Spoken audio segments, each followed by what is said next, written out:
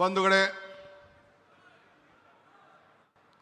Honorable C.R. Patil Saab, Honorable Union Minister for Jal Shakti, Government of Karnataka, India,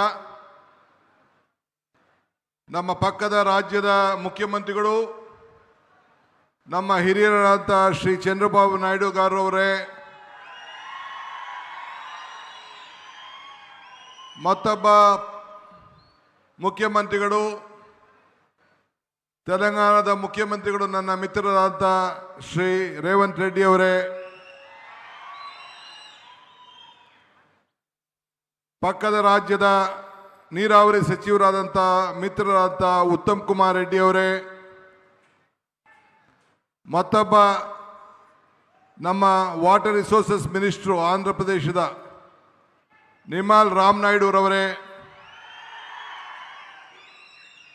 ನಮ್ಮ ಈ ಕೌನ್ಸಿಲ್ನ ಸ್ಪೀಕರ್ಗಳಾದಂಥ Shri Basavaraj Horatti ಸಾಹೇಬರೇ,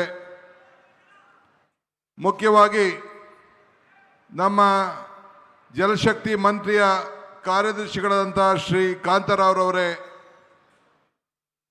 all the members of the parliament, all the members and the leaders of the three states, Karnataka, Andhra Pradesh and Telangana, all legislators are here.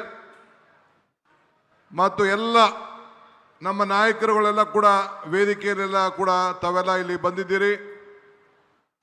all the our chairman of the Tungabhadra board, all the members of the committee, all the important office bearers, ಮತ್ತು ಈ ಒಂದು ಅದ್ಭುತವಾಗಿ ಸೇರತಕ್ಕಂಥ 3 ರಾಜ್ಯಗಳಿಂದ ಇಲ್ಲಿ ಆಗಮಿಸಿರ್ತಕ್ಕಂಥ ನನ್ನ ರೈತ ಮಿತ್ರಗಳಂತ ಕರ್ನಾಟಕ, ತೆಲಂಗಾಣ ಮತ್ತು ಆಂಧ್ರ ಪ್ರದೇಶದ ಎಲ್ಲ ರೈತ ಬಂಧುಗಳೇ,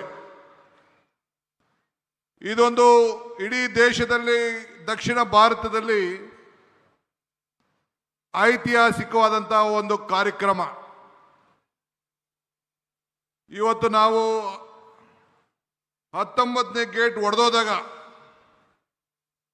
ಮಧ್ಯರಾತ್ರಿಯಲ್ಲಿ ನನ್ನ ಮಿತ್ರ ಮತ್ತು ನನ್ನ ಅಧಿಕಾರಿಗಳು ಫೋನ್ ಮಾಡಿದ್ರು, ಈ ಜಿಲ್ಲಾ ಮಂತ್ರಿಗಳು ತಂಗಡಿಯವರು, ಡ್ಯಾಮ್ ಶೇಕ್ ಆಗ್ತಾ ಇದೆ, ಇಂಥ ಪರಿಸ್ಥಿತಿಯಲ್ಲಿ ನಾವಿದ್ದೇವೆ ಅಂತೇಳಿ. ನಾನು 6 ಗಂಟೆಗೆ ಹೆಲಿಕಾಪ್ಟರ್ ತೆಗೆದುಕೊಂಡು 8:15 ಗಂಟೆಗೆ ಈ ಡ್ಯಾಮ್ ಸೈಟ್ ಹತ್ರ ನಾನು ಇದ್ದೆ.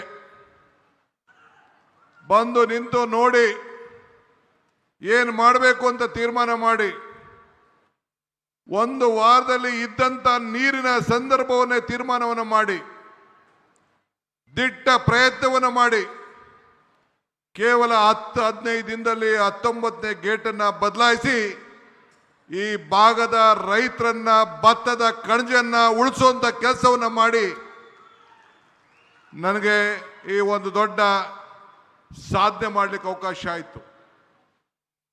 ನನ್ನ ವಿರೋಧ ಪಕ್ಷದವರು ಟೀಕೆ ಮಾಡ್ತಾ ಇದ್ರು. ಶಾರದಾ ದೇವಿ ಆಶೀರ್ವಾದ,